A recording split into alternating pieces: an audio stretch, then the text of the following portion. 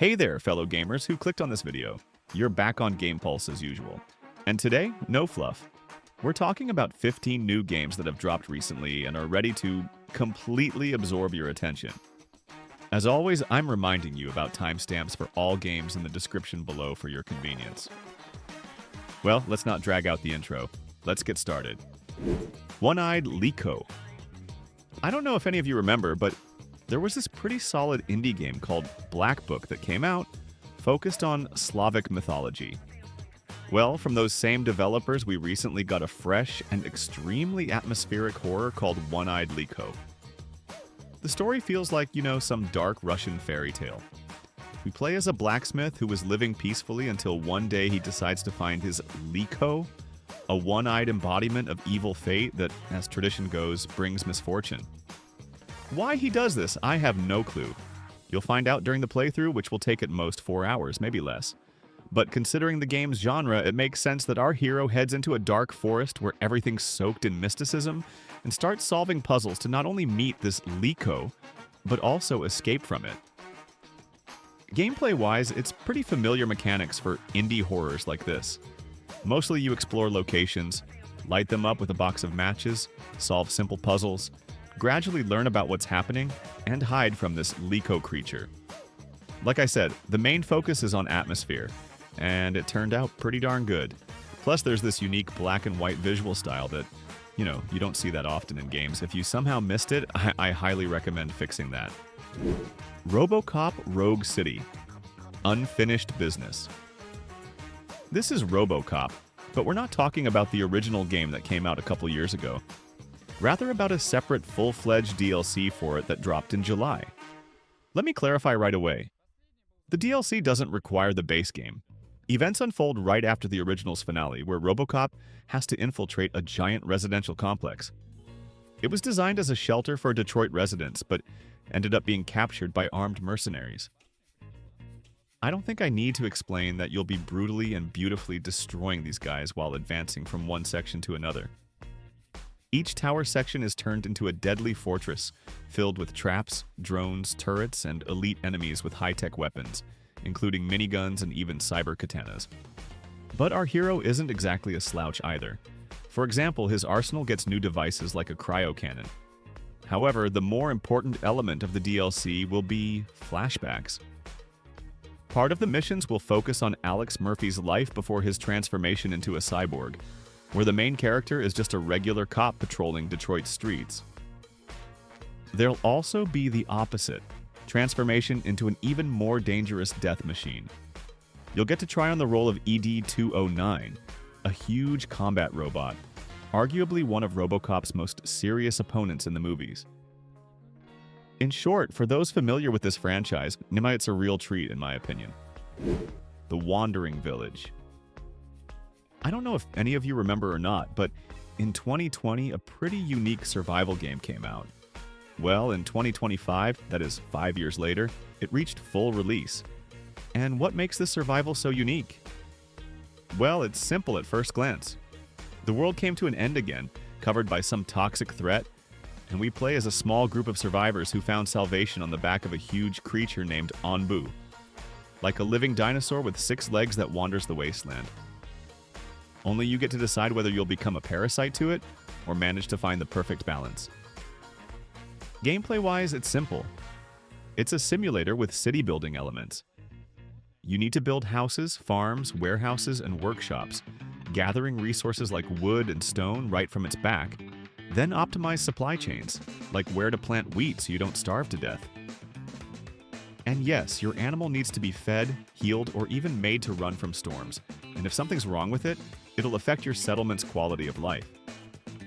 Plus, there are expeditions to different biomes, deserts, mountains, jungles, where you collect loot and rescue survivors, and yeah, this is probably one of the few survival games without co-op. The game is designed strictly for single player, which will be a big plus for some people. In my opinion, it's a pretty solid survival game with a unique concept. If you missed it, I recommend fixing that. Tony Hawk's Pro Skater 3+4. Does anyone remember that awesome Tony Hawk series about skateboarding and performing tricks? Well, the third and fourth parts got something like a remake or remaster. Hard to tell nowadays, but you get the idea. Basically, you get to play these iconic games with updated 4K graphics, completely reworked sound, plus new modes, skater skins, and skating areas. In short, totally based. Unfortunately, not always and everywhere. For example, the career mode from the fourth part, where you could complete missions without time limits, is absent. Instead, there's a set of separate missions with a global timer, which series fans, to put it mildly, didn't like. But the developers did expand some known modes where you can create your own skaters, build parks, and share all this with friends. Yes, the game has multiplayer for up to 8 people if anyone's interested. The game is mostly for fans of the original series, but for those unfamiliar with them, fixing that definitely wouldn't hurt. Reviews on Steam are positive. Gameplay-wise, everything turned out pretty good. People only complain about the missing career mode from the fourth game that I mentioned above. Wuchang, Fallen Feathers. Another pretty appealing Asian Souls-like. That's probably exactly the thoughts and description that come to mind when seeing this game's gameplay. And without any embellishment, that's partly what it is. I'll say right away that if we're comparing the game to similar genres and something well-known, the project is closer to the gorgeous Bloodborne rather than Dark Souls. Gameplay-wise, I mean. The story is interesting too. It tells about a pretty attractive Chinese pirate with amnesia named Wuchang, who wakes up in some dark cave, all wrapped in bandages, with a feather disease on her arm that not only looks like some, trendy feather tattoo, but also threatens to turn her into a monster.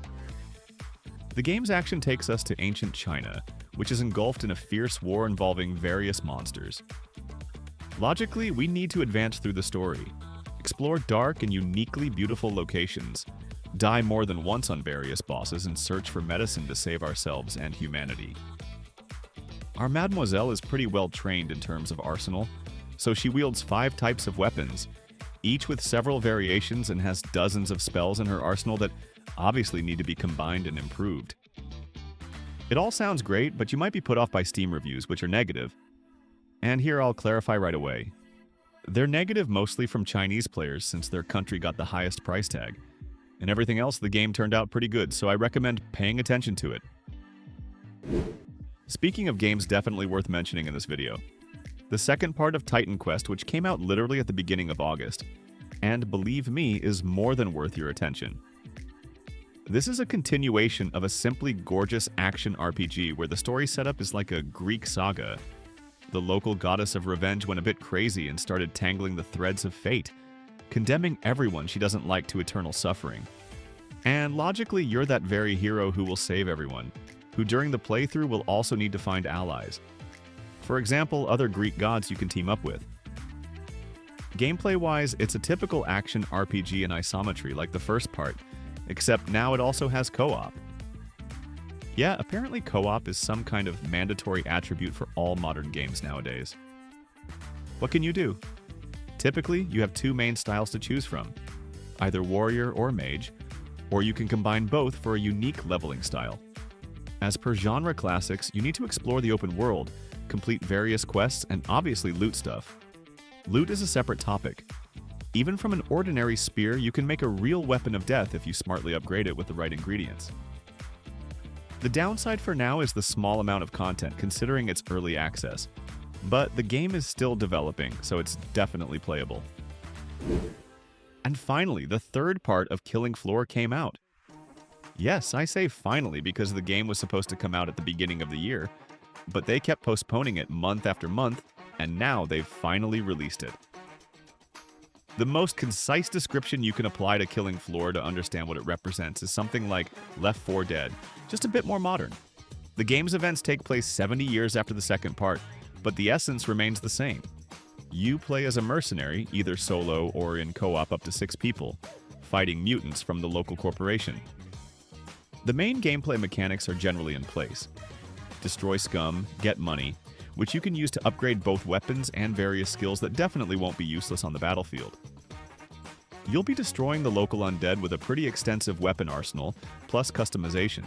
For example, there are regular machine guns and rifles, as well as exotic stuff like flamethrowers or swords, with hundreds of modifications and abilities for each weapon. Special attention is paid to the MEAT system. The name speaks for itself and handles enemy dismemberment, so the visual effects in terms of blood and such are at a pretty high level. Though it's not without its downsides either. There are bugs in the game and microtransaction elements that might spoil the game's impression, but it's definitely not critical. I think it's definitely worth checking out.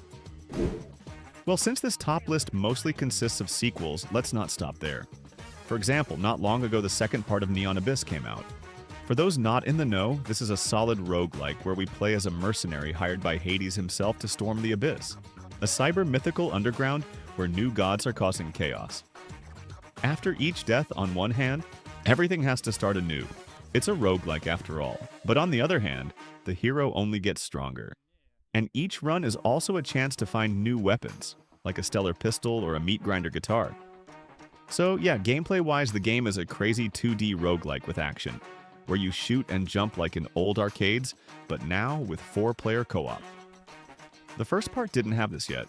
As befits such games, there's a whole bunch of different fighting styles available. You can beat enemies up close with a bat, throw killer plants, or unleash dragons. The choice is yours.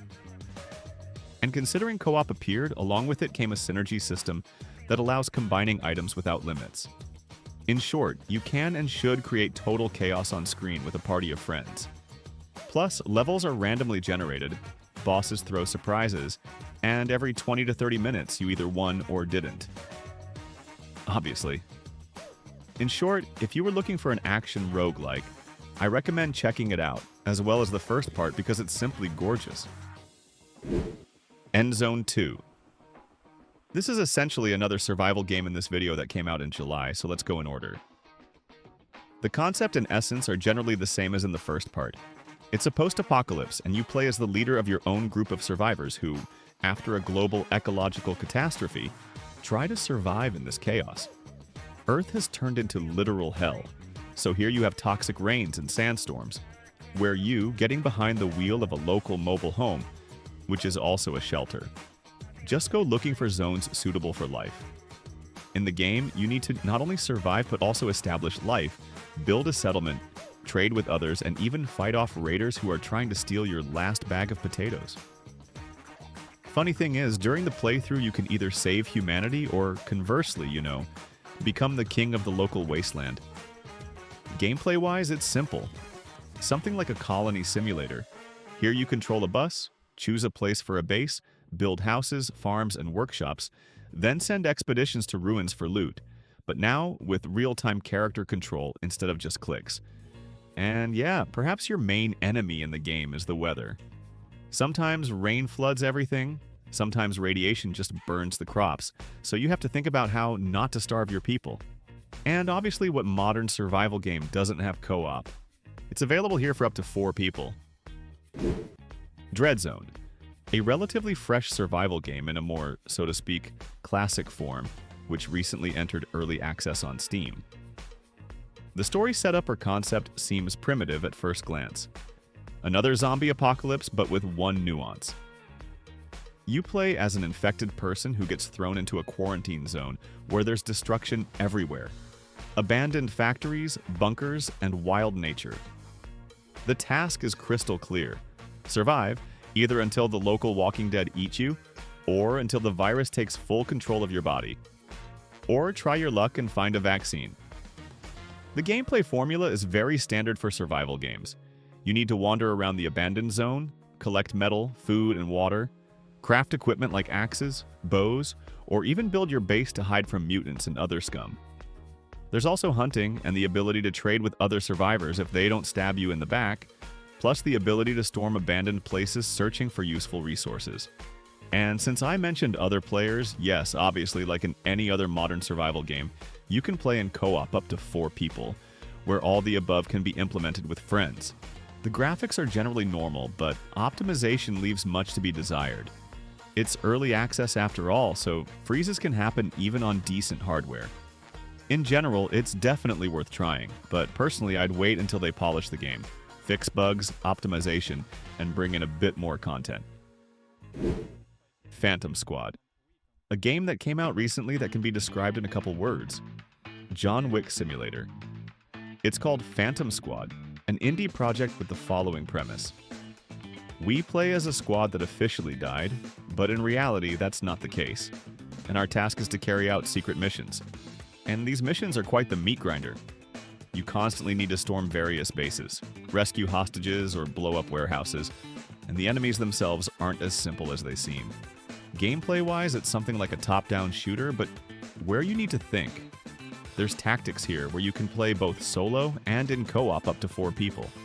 Typically, here you draw up a plan before the mission, mark entry points, place cameras, and mark where enemies like to hide, then burst in and beautifully eliminate everyone who stands in your way. If the plan goes to hell, which almost always happens, you switch to improvisation, blast away with machine guns, throw grenades, and hope you survive. There are no checkpoints or anything, so every wrong step can logically be your last. In short, something like Hotline Miami, but you need to think, and there's the ability to play co-op with friends. Grounded 2. Here you could say, obviously, another survival game. Partly yes, but with an unusual concept that was already in the first part. Here again, you play as teenagers, both solo and in co-op if desired, who were bitten by ants and shrunk to the size of bugs. Only if the first part's events were, let's say, in the backyard, now the action moves to a big park, which logically increases the map scale. Though the essence remained the same. You need to survive among huge insects, build a base, and figure out who or what's behind all this. The gameplay formula is generally familiar for this genre. Here you need to craft various spears, bows, and armor from grass blades and cones, build a base, and even ride beetles so you don't become lunch for cockroaches. You'll also have to fight the local flora and fauna, both familiar ants from the first part, and much more serious opponents like huge cockroaches that can block your attacks or go fight some boss like giant spiders. It all sounds great and interesting, except for Steam reviews. They're closer to mixed. The idea and concept are implemented well, but bugs and mediocre artificial intelligence still leave much to be desired. In short, a typical survival game in early access, simply developing the original's ideas. Another pixel indie, The Drifter. We're not talking about some mom's drifter who stole an old car to show off, but about a noir pixel art quest with a detective plot. The concept is roughly as follows. You play as Mick Carter, a drifter with a soul who's heading home for his mother's funeral in his native Australian town. But everything goes wrong. Right in the freight car, he sees some masked guys coldly murder someone. Then they throw him in the river with a brick tied to his legs. Seemingly, well, that's it, the end. What's there to play? But some weird thing happens, and the hero wakes up a few seconds before death, with a chance to escape and figure out what the heck is going on. In general, the concept is at least interesting, and gameplay-wise, it's a familiar quest in every sense, where you click on pixels and solve puzzles. They're not super difficult, but you'll definitely have to think more than once. The main highlight in such games is atmosphere and story, and the latter is implemented pretty well, considering this is an indie project that most could have completely missed. If you love thrillers where you need to think and get your nerves tingling, plus enjoy amazing noir atmosphere, I recommend paying attention. Stronghold Crusader, Definitive Edition. Next, we have a real legend of its time, or to be more precise, an updated version of this iconic strategy game. And if you haven't heard of this game at all, here's a brief overview. It's a real-time strategy, aka RTS, where the main theme is the Crusades. You can play as either Richard the Lionheart's side or Sultan Saladin. Your main task is building fortresses, gathering armies, and crushing enemies, whether Crusaders or Arab warriors. And yes, gameplay is classic RTS with a brainy approach where you don't just click buttons but build economy and army. Wheat harvesting, stone mining, weapon forging, everything like in the good old days, but now with 2-player co-op. Plus, there's the ability to play against 20 unique AI lords who build their castles like maniacs. Let me clarify right away, yes, obviously this is a remaster, but one that not only improves graphics and sound, but also significantly expands the original with new content and mechanics. For example, new additions include 4 new computer commanders and 8 new units inspired by Bedouin culture, though recruiting the latter requires completing special missions. The game has very positive Steam reviews, and that's no surprise. A remaster of an iconic game with good graphics, optimization, and expanded gameplay. Just what the doctor ordered, in my opinion. especially if you've been missing this game genre. Eriksholm, The Stolen Dream. Generally, there are terrifyingly few stealth games lately, which is pretty disappointing, though Eriksholm came out not long ago in July.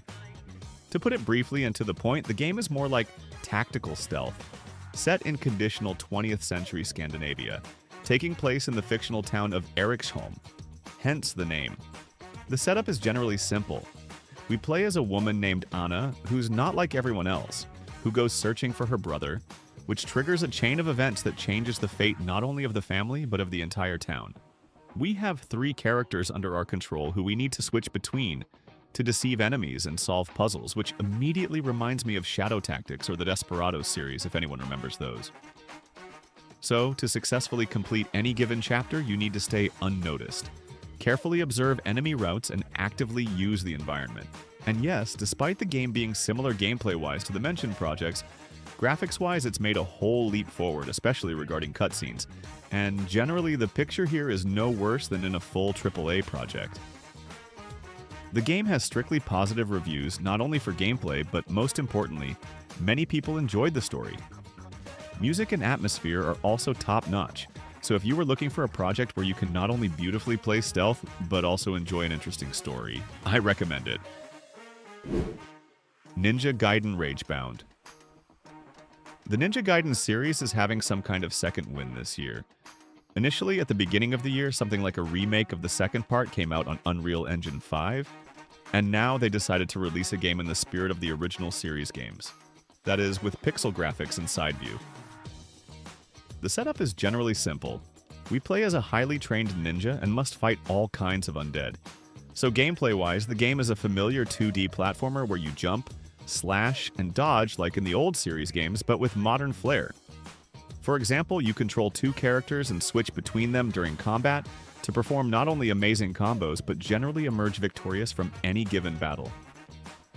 The levels themselves are in the spirit of the original series games, packed with traps and demons, and bosses like huge spiked creatures require brains and precision because you'll definitely have to die and start over more than once. But personally, the game somewhat reminds me of old Castlevania parts or the more recent Blasphemous, just with fewer Metroidvania elements. The focus is more on brutal and hardcore battles, like in the old Ninja Gaiden parts. In general, if pixel graphics don't scare you and you want to feel nostalgic, I highly recommend it. Plus, the game has a pretty awesome soundtrack with remixes from the NES version that only enhance immersion. And those are all the interesting new releases for today. I hope you learned something interesting, and if so, don't be stingy about supporting the video with a like. Also, write in the comments what new releases I might have missed and they'll appear in the next video. Thanks everyone for watching and see you in the next videos.